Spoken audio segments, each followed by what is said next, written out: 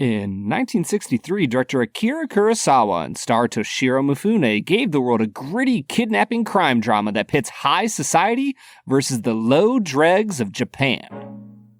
In 2023, we start a 2-week trip to Scotland. The film is High and Low. The whiskey is Mossburn Speyside. And we'll review them both. This is the Film and Whiskey Podcast.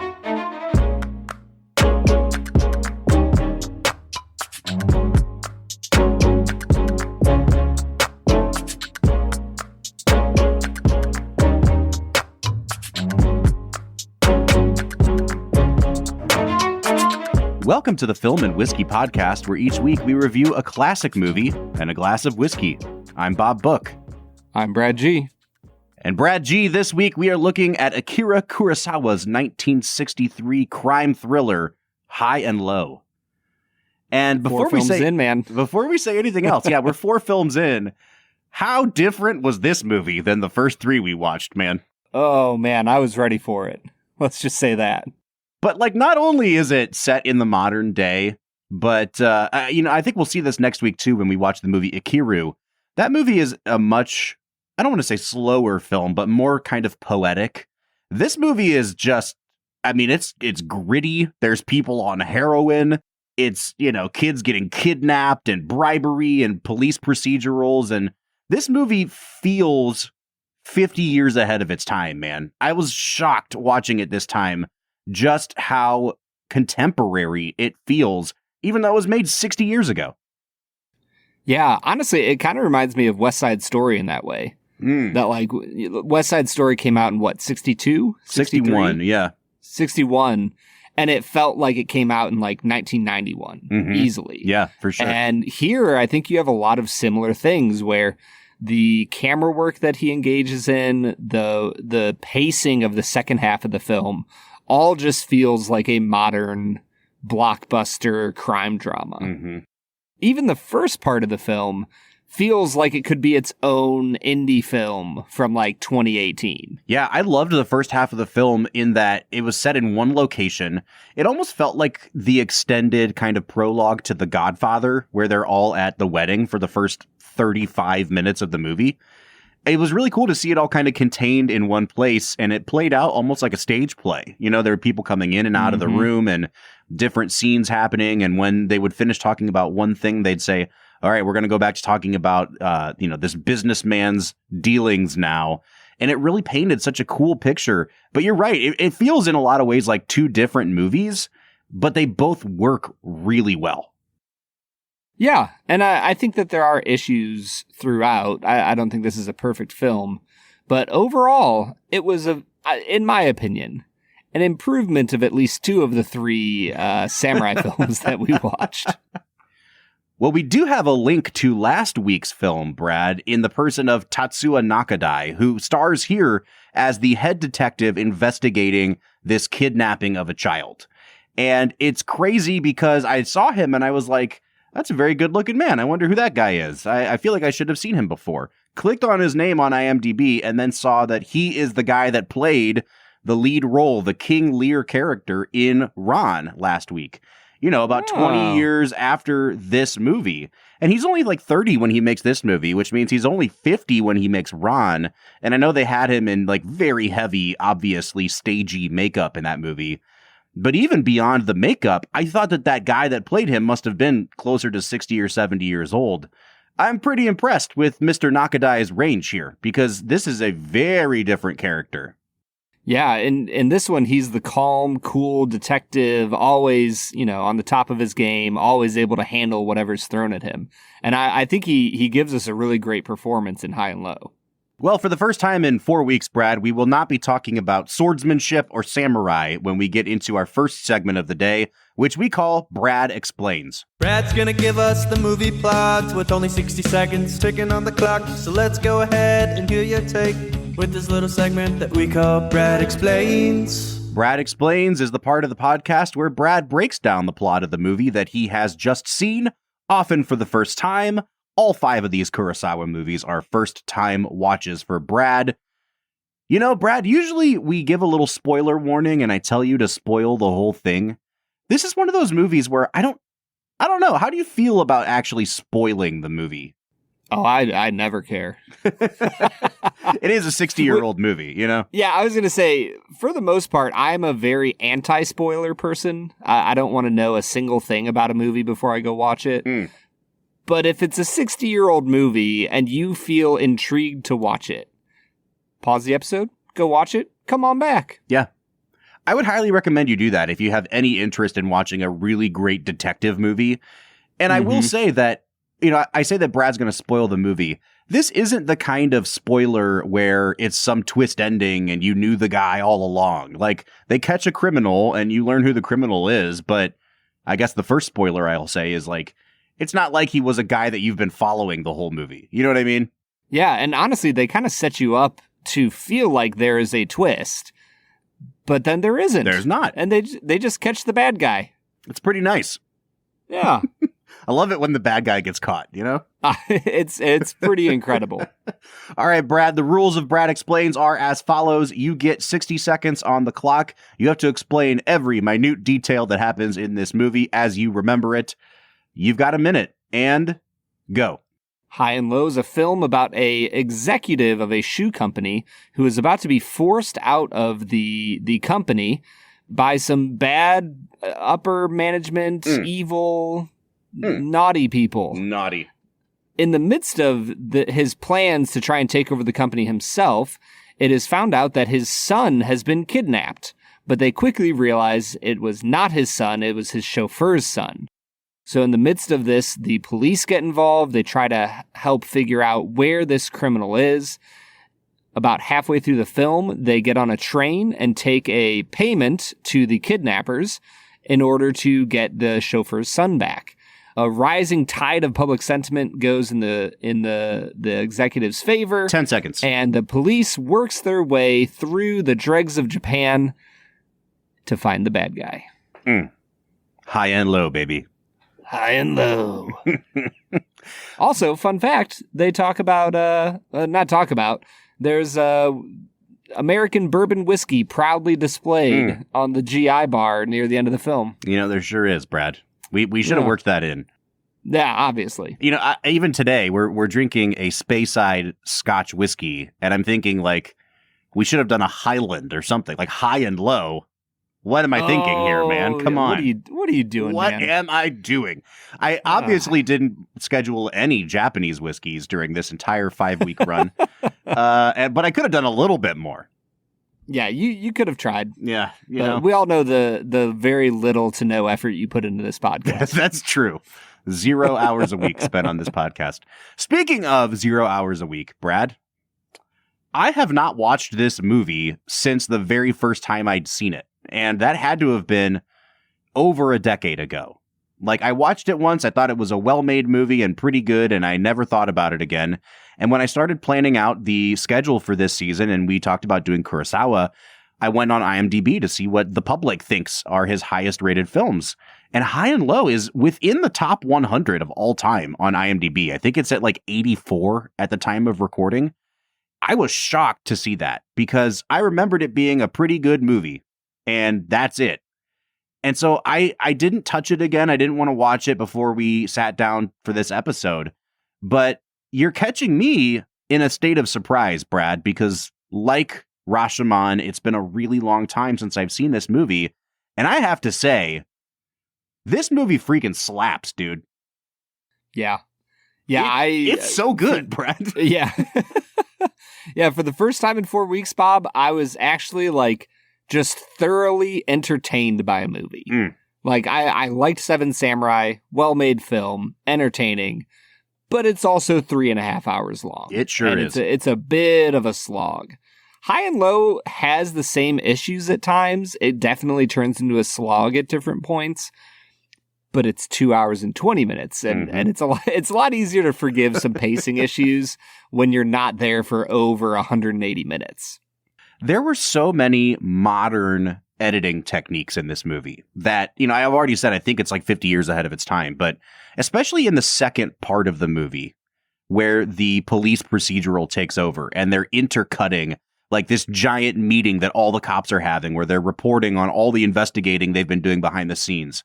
And there's kind of silent montage happening as each guy gets up and says, well, I went over to Okinawa or whatever. And then they show him doing that, you know? But there's a moment where the young boy who was kidnapped is returned to his father. His father feels very guilty because his boss has paid this 30 million yen ransom for him.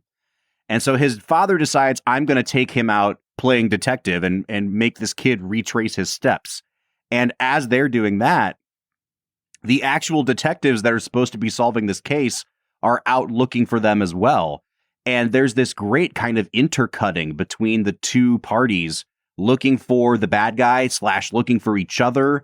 And the tension is ramped up so much. And it's like really easy to see how the editing techniques that are being played at here get copied in movies like this for decades and decades afterwards.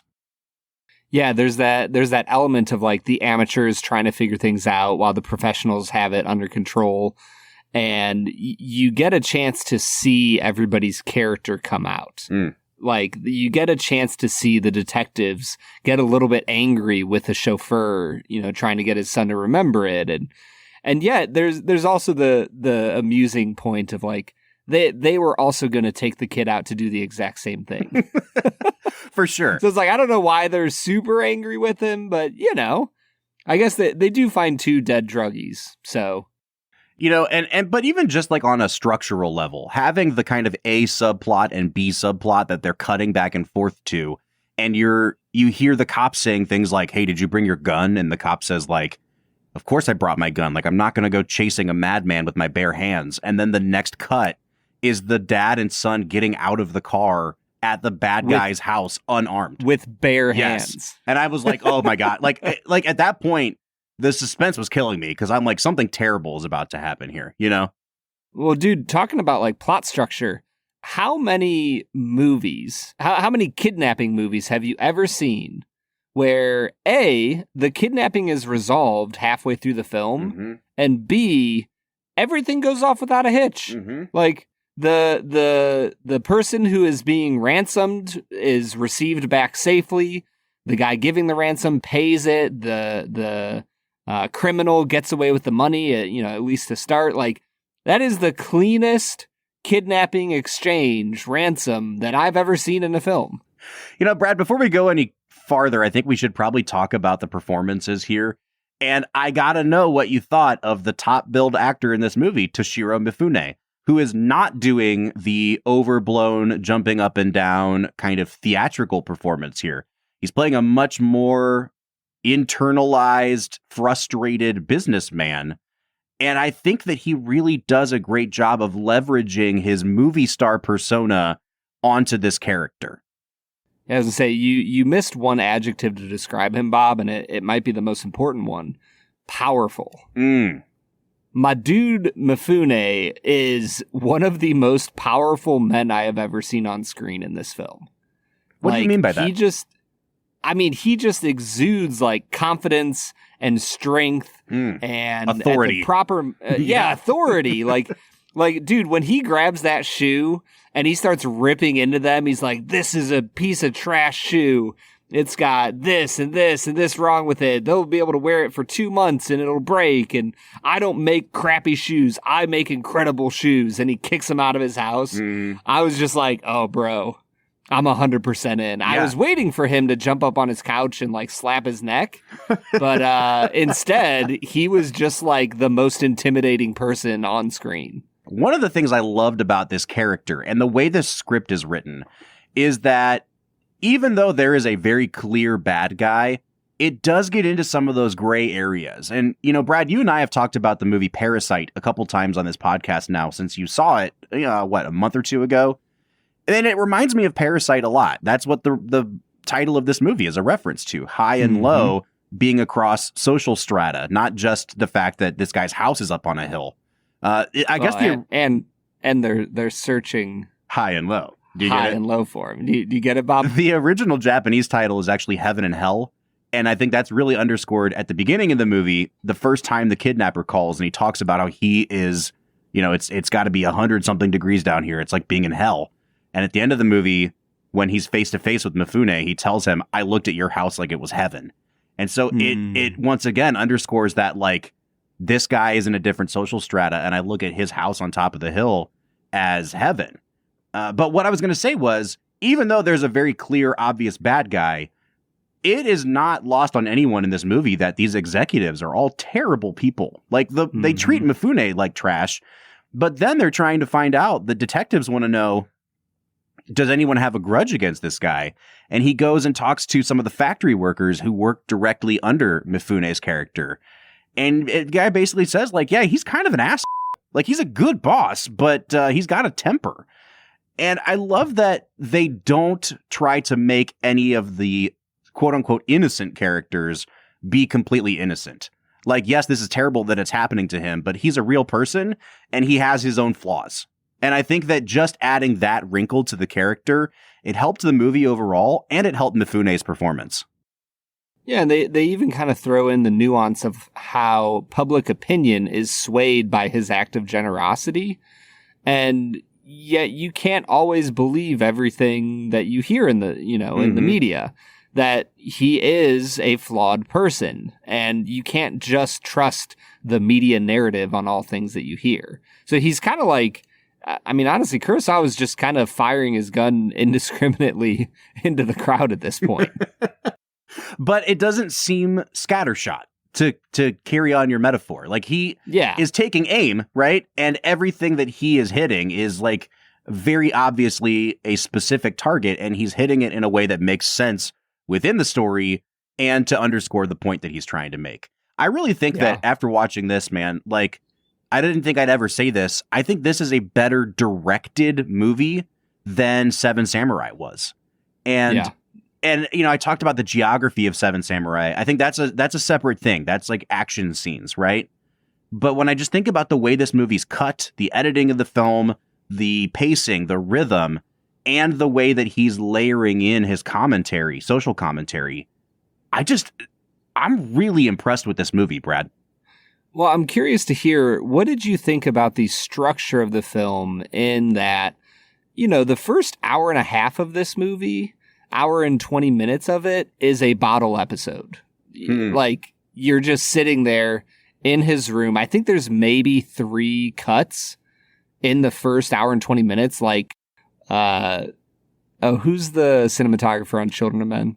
Oh, like Lubeski. Yeah, Lubeski needs to take some notes here, because the first hour and 20 minutes maybe has 3 or 4 cuts in it. Like they just sit in the room, and it's the Spielberg wonder, man. And you can see, like, he's pulling back, he's pushing in, he's tilting the camera, he's panning, and he's creating new shots within one shot. It's really impressive.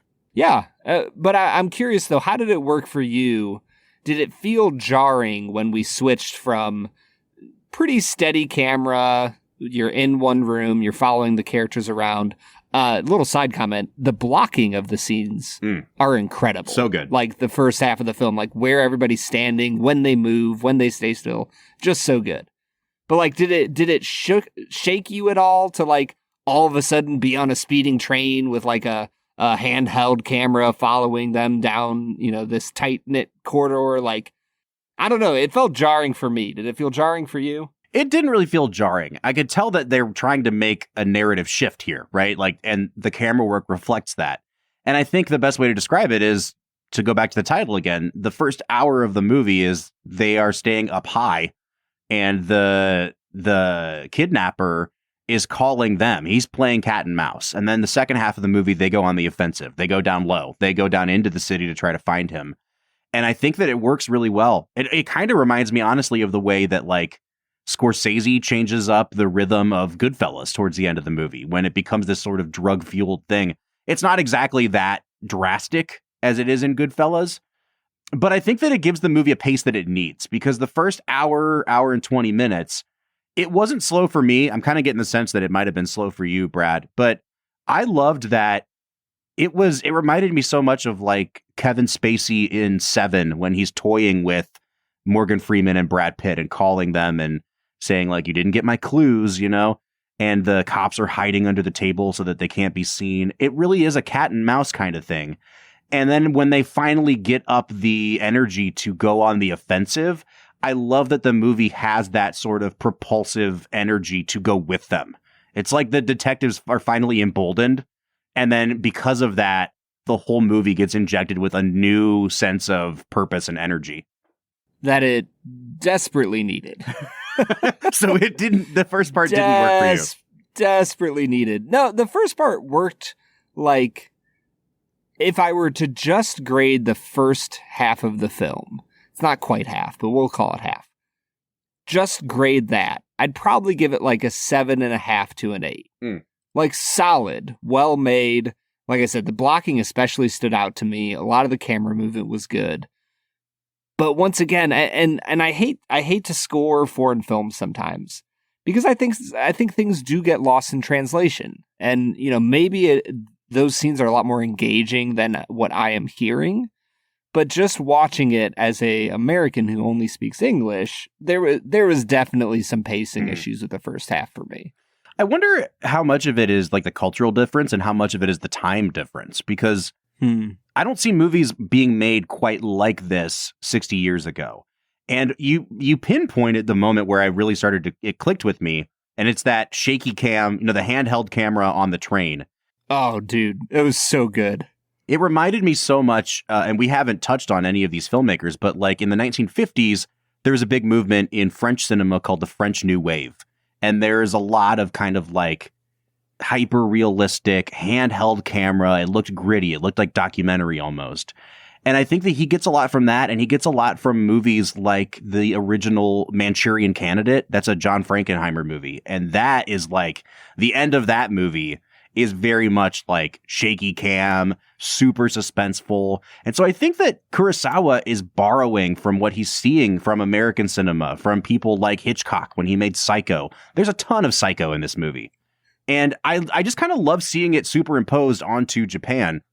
But I look at this movie more as like a pioneer of a certain kind of film and less as, oh, I think there's something lost in translation. Does that make sense? Yeah, no, for sure. I think what I hear you saying is that like Blair Witch Project and Cloverfield didn't invent the shaky cam. What I'm saying is Blair Witch Project owes everything to high and low. Everything. Hey, guess what? What's that, dude? This movie has Takashi Shimura in it again, Brad. It barely has him in it. The guy that we keep talking about as Kurosawa's most frequent collaborator.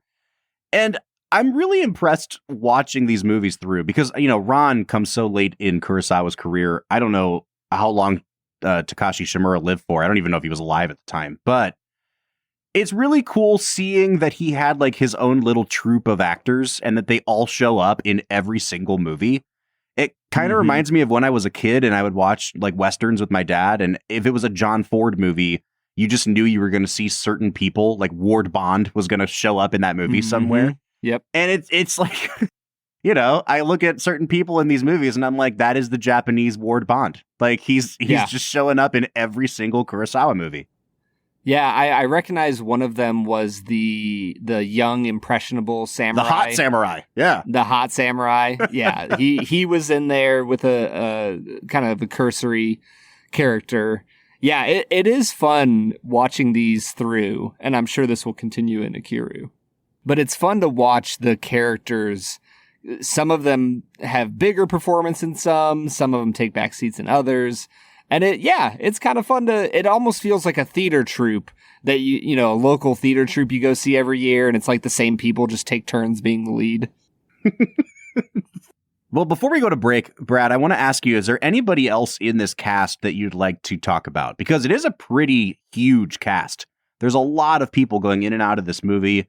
Aside from Seven Samurai, well, I guess Ron had like hundreds and hundreds of extras, but the sheer amount of people that are packed into these, like press conferences and the police headquarters. And I'm just shocked at how big this cast is. So who stood out to you aside from the few that we've talked about? I really liked Kenjiro Ishiyama, who played Bosun. He was my favorite. Dude, he was just such a cool character. Yeah. Like, he's in every movie. If I had to pick a Ward Bond, I think he might be the Ward Bond of this film. I love that he has the look of like, you know, just like a old, angry, bald, like he just reminds me of like the Edward G. Robinson of these movies. And especially in this movie, he has this great moment where he's giving a report on how he went and interviewed all of the other executives at National Shoes. And he's like, yeah, I went and interviewed those guys. And then he scratches his head with his middle finger sticking out. Yeah. And then just in case you didn't get it, he sat down and he just goes, what a bunch of assholes. Man, I love this guy. He's the perfect, like not quite comic relief, but jaded. He's like the Lenny Briscoe, the jaded New York City cop of High and Low. Yeah, he fits a role of like the guy that you want to work directly with, but you would also hate if he was like not in your department. You know what I mean? Mm-hmm. Like he just has a real outlook on life that not everybody has. And I'm a big fan. I do love it when directors absolutely nail the casting of their detectives. Like when you look at, Mark Wahlberg and Martin Sheen in The Departed, like this guy fits right in with those type of guys where it's just, if you're in another department and you give me any crap, I'm going to just cuss you out to your face because I'm trying to protect my turf here. You can't say enough for just nailing the casting of some of these smaller roles. Yeah, 100%. And I think speaking of like just nailing the casting, you obviously didn't spend any time trying to cast the whiskey with the movie. Yeah. So let's just go drink this scotch, which I'll give you some grace. We should just keep drinking scotch because scotch is delicious. It's really good. All right, man, let's get to it.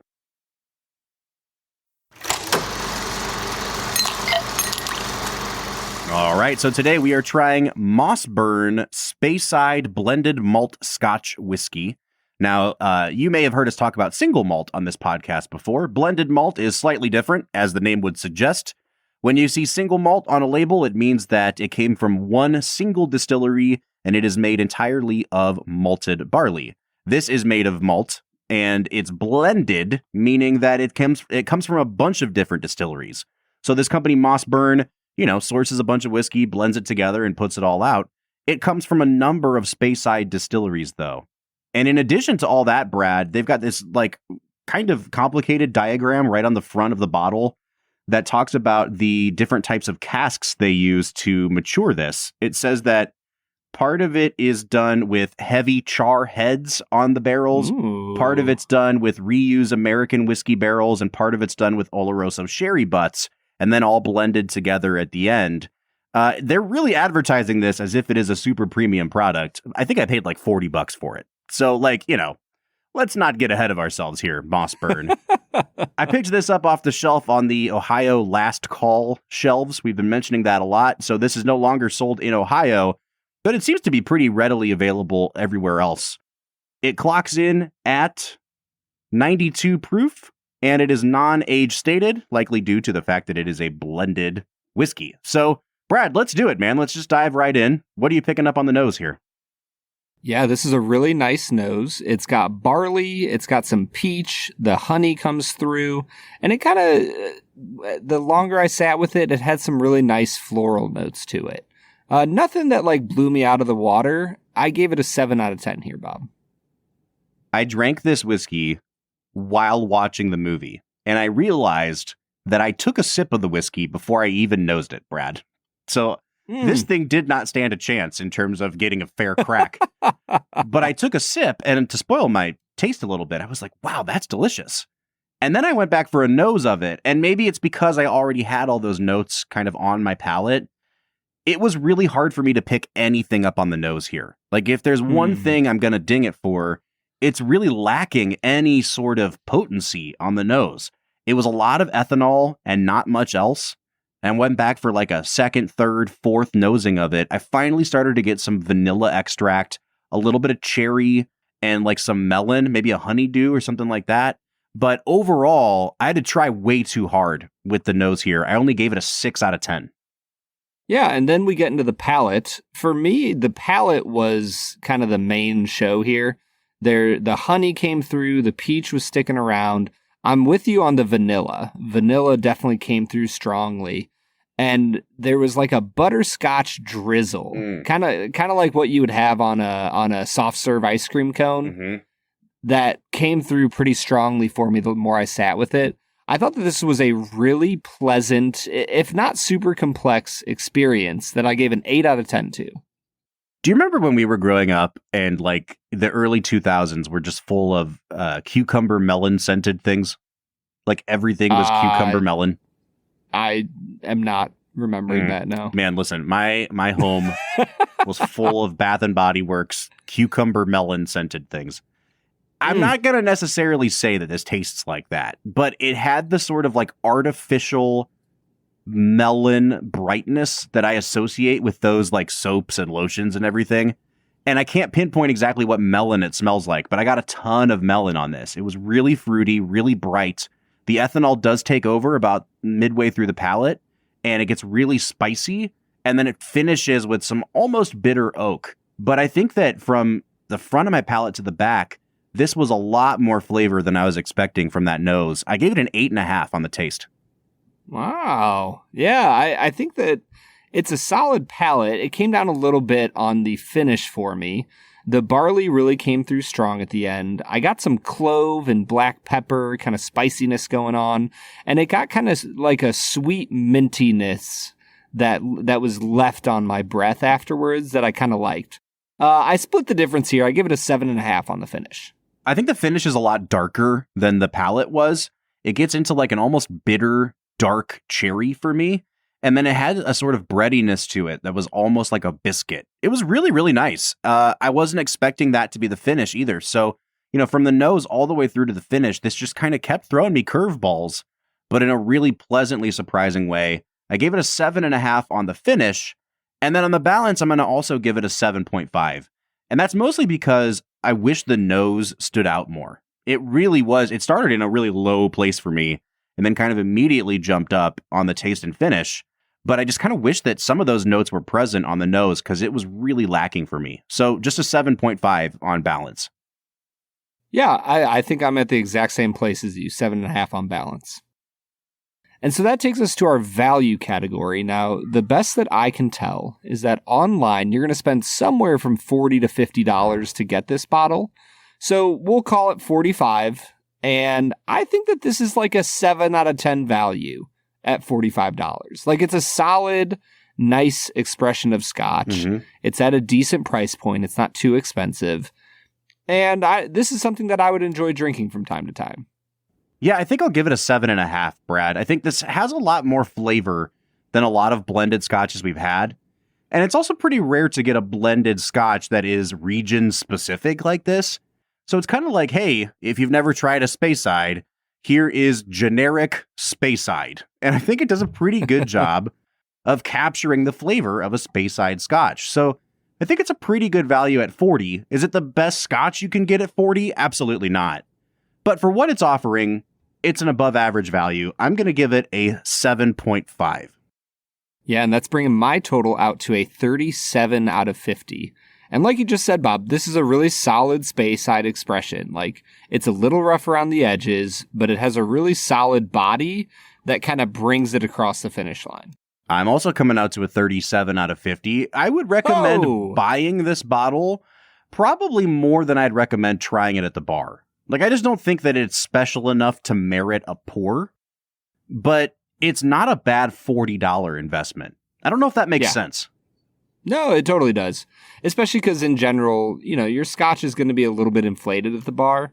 So yeah, I would say 100% buy a bottle of this, split it with a friend, and it'll be well worth your money. Or you could drink it while you're watching High and Low, which is what I did, and it is a very pleasant experience. So yeah, thank you very much, Mossburn. Brad, let's get back into talking about High and Low. Let's get to it. All right, everybody, that was Mossburn Speyside, a whiskey that we drank. I always love it when you leave it hanging like that. I didn't know where you were going, and then it turns out you weren't going anywhere. That was it, man. We sure did. We drank it. It was good. It was good. I liked it. Yeah. You know what I like more than Mossburn Speyside? Is it 2 facts and a falsehood?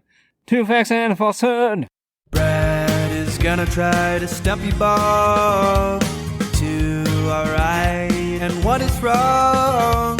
2 facts and a falsehood. 2 Facts and a Falsehood is the part of the podcast where Brad tries to stump me by presenting 3 items to me as fact about the making of this movie, one of which he has made up.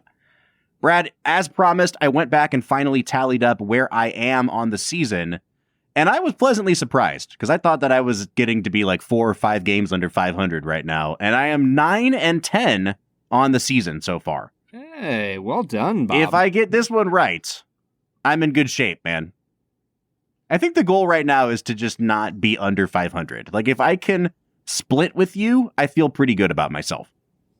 Yeah, I mean, 16-16 would be admirable. I mean, when you think about the odds of me winning each week is only 33%. Like, there's 2 facts and only 1 falsehood. So That's if I true. can get it right 50% of the time, I think I'm doing well.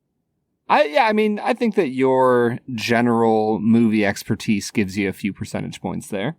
So I finished watching this movie tonight at 7:35, and we recorded at 8 p.m. And I have these Akira Kurosawa books that I made really great use of after I watched Ikiru, which we're recording next week, and after I watched Ron. And I was like, man, I need to open these up and read as much as I can in the next 25 minutes. And Brad, I did not read one word. So you're really, really catching me in a rough place right now. You could go in for the kill if you want to. That is the goal here, and I will do it by starting off with fact number 1. Most of the outdoor Yokohama shots were filmed on location with a few exceptions, mostly due to the abnormally cold winter that was setting in. The scene where Gondo unknowingly meets the kidnapper on the street had to be filmed indoors. Fact number 2, the original script for High and Low called for Mifune's family to own a pet dog, something that would have set them even further apart from a Japanese commoner at the time. Kurosawa refused to have a dog in the film, however, believing that it would distract from the performances. Fact number 3, typically for his work with Kurosawa, film composer Masaru Sato was generally given about a week to compose the film's entire score. Sato would also reuse some of the music from High and Low in the soundtrack he created for the 7th Godzilla film, Ebirah, Horror of the Deep. A week for a whole movie. Yeah. You know what? I don't know if we're going to talk about the score to this movie at all, but Sure sounds like you're about to. just for a second, I enjoyed how much Kurosawa is in control of when the music is on and when it's not in this movie. They do a really great job at cutting the music out in some of the most suspenseful parts. And I'm so glad he did that, because especially at this time, I think the tendency was to overdo it on music when you wanted suspense. And it is so much more tension building to just hear the kind of like ambient noise of the city or whatever. But maybe it has something to do with the fact that the guy only had a week to make the whole score. So he only turned in like 20 minutes of music, Yeah, unless I'm lying about that. Unless you're You never lying. know. I'm circling number 2. Not that it sounds false. It actually sounds like a really plausible answer. But it just kind of sounds like, of the 3, the one that you may have made up the most. That is the goal of what you're doing here, Bob. My gut says 2. My head says 3. I think I'm going to be wrong regardless. So I'm going to say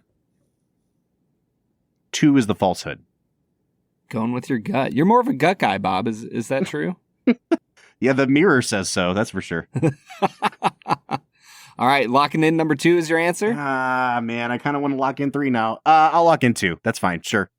All right, Bob, you are 100% correct. Hey! I should have known, since you're a dog guy. I'm a gut guy, you're a dog guy. Yeah, that is true. I do enjoy my dog. All right, so I am back to 500 on the season. We'll see if I can finish the season out, 11-0 after this, to be in a really good spot. Would be very impressive. Brad, where do you want to go from here, man? We've kind of touched on almost everything I want to say about this movie. We've touched on the performances, the incredible camera work. We've talked about its influences and what it influenced in turn. It's funny because this is a really short episode right now, and it doesn't reflect how much I want people to go watch this movie. But aside from maybe Rashomon, which I think is a better film than this, I think I've enjoyed this movie more than any of the Kurosawas that we've done so far. Yeah. Well, tell me about why you enjoyed it. Like, what was it about the film that really drew you in and made you go, man, I just want everybody to watch this? I think that even when you love classic movies, or let's just call it what it is, like old movies, you know, there is a sense of separation between the way movies used to be put together and the way they're put together now. And when you're watching Casablanca, for example, like, it's not necessarily that movie's slow. It just has a different sort of rhythm, and it's the rhythm of 1940s movies. And there's something about this movie from 1963 that feels so of the moment that I barely had to filter it through that sort of, you know, space in time. And I think that, like, being able to put it on and enjoy it as much as I've enjoyed a movie like, you know, Zodiac or Prisoners or like these kind of modern day detective movies, I think it says a lot about how far ahead of its time this movie was and just how much of a master Kurosawa was, especially with the way he allowed his movies to be edited. If we were going to recommend any of these movies so far to anyone that wanted to get into Kurosawa, this is probably the easiest entry point, Brad, because it feels so familiar. Yeah, I distinctly recall you telling me when I bought Seven Samurai that there's no way I should start there, that the best starting point for Kurosawa was Rashomon. and we all know how that went. Yeah. I would just friendly advice, Bob. Just, you know, from a nobody over here. I'll kind of stand by it just because it was his first big breakthrough, like, internationally. And so I always recommend people start earlier in a director's chronology, you know, but if you're looking for, like, what's the easiest, what goes down the easiest, it's definitely this movie. Yeah, I think that this is an easy recommend from me. There's just enough suspense in the first half to keep you through the little bit of a slog that it is. Mm-hmm. And then the second half of the film runs at this breakneck pace. I think for me, the scene that really stuck out was when each of the detectives or pairs of detectives stands up and gives their little report of what they're doing. Like, that was enrapturing for me. Like, I was completely drawn into the story, completely drawn into what he was doing on screen with the camera. Yep. And it felt like that's where you got to see him at his best with not just directing actors, but directing a large group of actors. And we haven't talked about this a ton on the podcast yet. I think that one of Kurosawa's greatest strength is using a crowd of human beings to draw the audience's attention to different places on screen. Mm-hmm. Yeah, there are moments in that sort of report-giving scene where, you know, someone will get up in the middle of his report, he'll say something like, he had a boy with him under a blanket in the back seat. And then you see all these heads that have just been studying their notes look up and turn towards the guy and lean in. And then you mimic that as an audience member because you realize, all right, if all these cops think this is important, then I should think it's important. The more I think about that scene, Brad, the more I love it from a directorial standpoint, because if you think about its usefulness to the movie, none of what's actually reported in that room ends up helping the case any. Like, they're all chasing their own rabbit trails and they're doing good detective work. But you don't know at the time that the thing that actually gives the guy away is that they plant this fake story in the news. He burns these briefcases and the briefcases contain, you know, some sort of gas that makes a pink smoke. And then someone sees the pink smoke and they go, okay, there's where the guy's burning it. And that's how they find him. And so the stuff that came 40 minutes before in this big report giving scene actually didn't really help them catch the guy any. And yet, because you don't know that, you are giving equal weight and equal importance to every single person that's standing up and giving a report about where, you know, what leads they're following and where this guy could be. And when someone would get up and give a really short report and say, like, we don't have a suspect yet, I'm hoping to have a report to you by tomorrow, I'm like, oh, that's going to be where it comes from. I'm so smart. I'm going to remember that later on. And none of it ends up happening. And I think that if a studio executive was giving notes on that script, he would be like, cut this whole scene out because it doesn't actually play into what happens any. But that's the brilliance of it. And I think that that's part of what makes this such a great movie is that Kurosawa knows, even though it doesn't influence the outcome, you as an audience member need to feel like you are putting the pieces together just like these guys are. And so that's a super necessary scene as a result. Yeah, I mean, the goal is not to just capture him, you know, as a filmmaker. His goal isn't to get the audience member to the satisfying conclusion alone. It's to involve them in the hunt. Mm-hmm. And a huge part of the hunt is having certain leads that pan out and other ones that don't. You know, I think you're being a little harsh on the detectives here, Bob. Like, some of the leads that they get, you know, bring them to the point where they find the drug addicts who have overdosed in the home. Sure. And that leads them to having the media, using the media for their advantage to find the killer. And so there's certain things that pan out, but you're right in saying that not all of them do. And that genuinely adds to the feeling of authenticity that this film gives you. 100%. And like, I think the other thing that's really cool is like the level of talent it took to do police work before there was technology.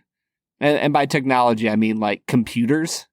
So like police work before the 1980s and 1990s was really, really hard. Mm-hmm. And you had to do crazy things like say, hey, we're going to put this pink chemical or this chemical in here that will turn pink if it's burned, but it'll smell horrific if it gets wet. And we're going to try to cover all the bases of what he might do with the briefcases. And it's things like that where you're like, man, human beings were, fun fact, really, really smart back in the day.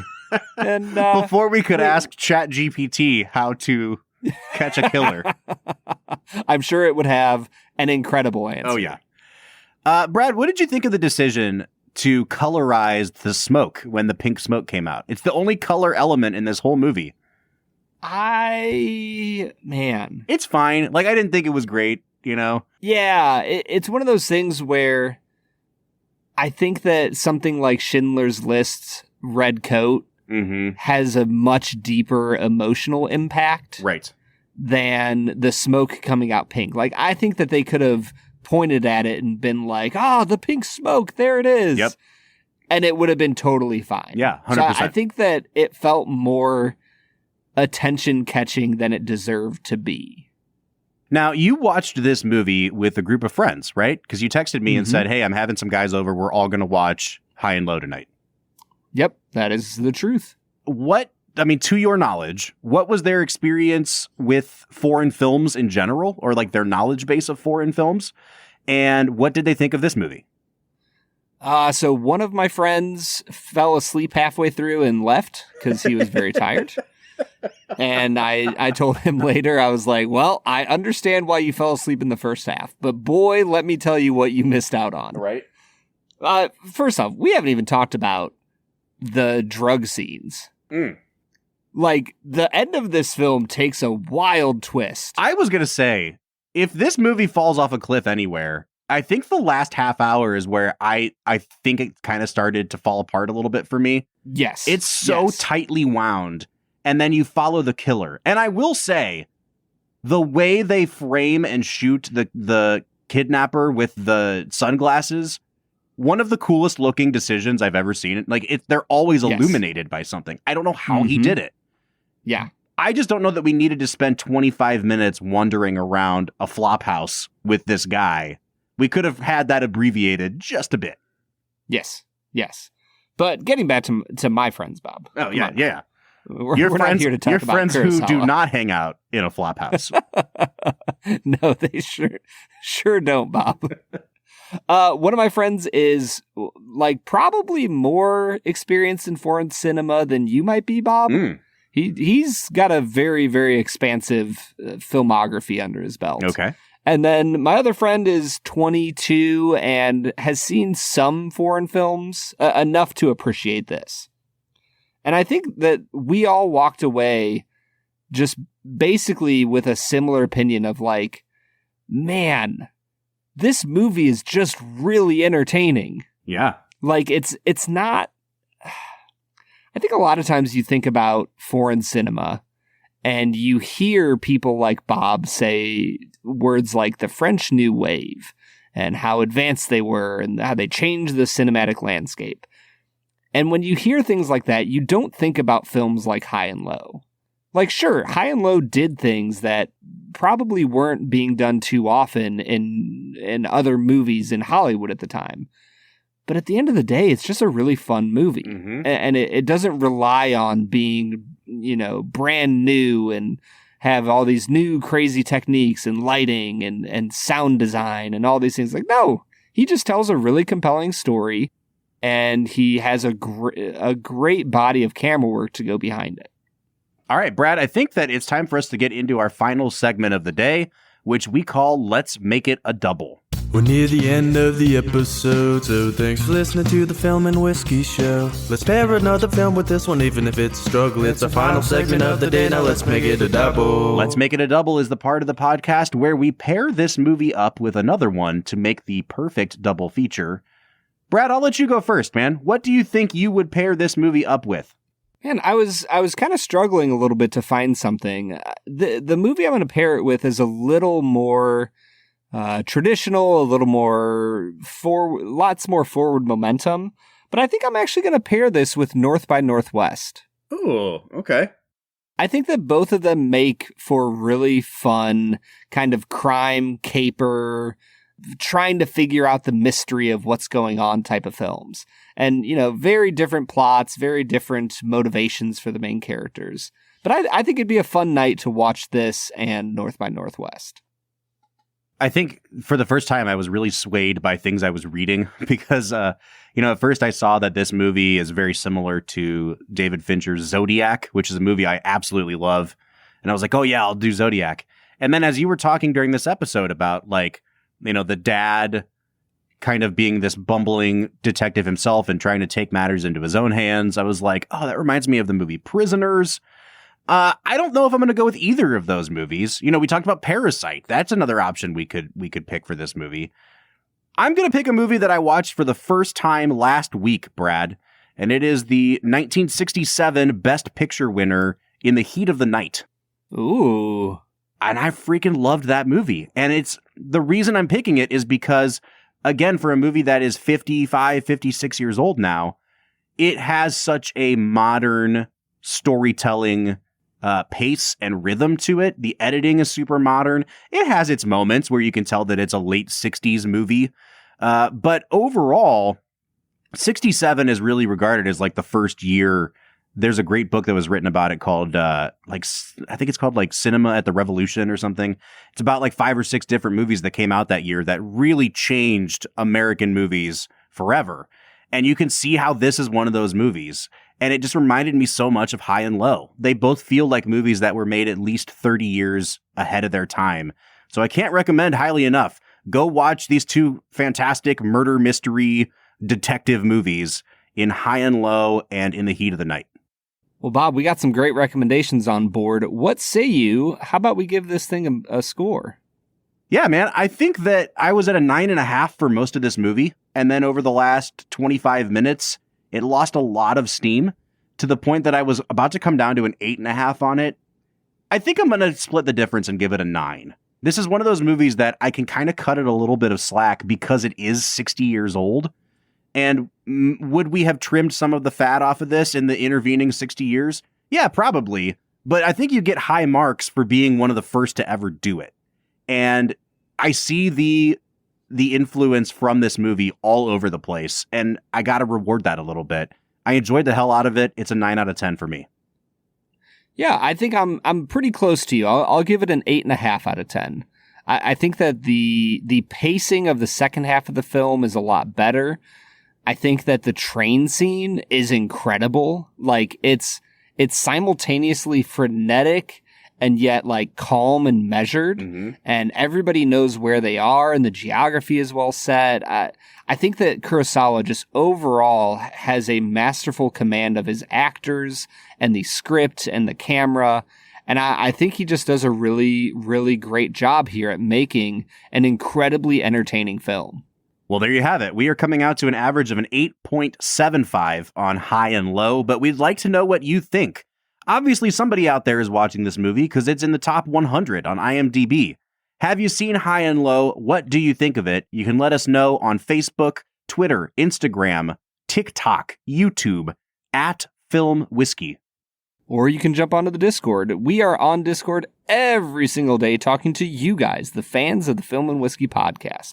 So if you want to join the conversation, you can head on over to Discord through the link at the end of every single one of our show notes. Brad, next week we are finishing out our 5 Kurosawa film retrospective with his 1952 drama Akira. I'm really excited for you to watch that one because I don't know what you'll think of it, as has been the case throughout this series so far. So join us for Akira next week, but until then, I'm Bob Book. I'm Brad G. And we'll see you next time.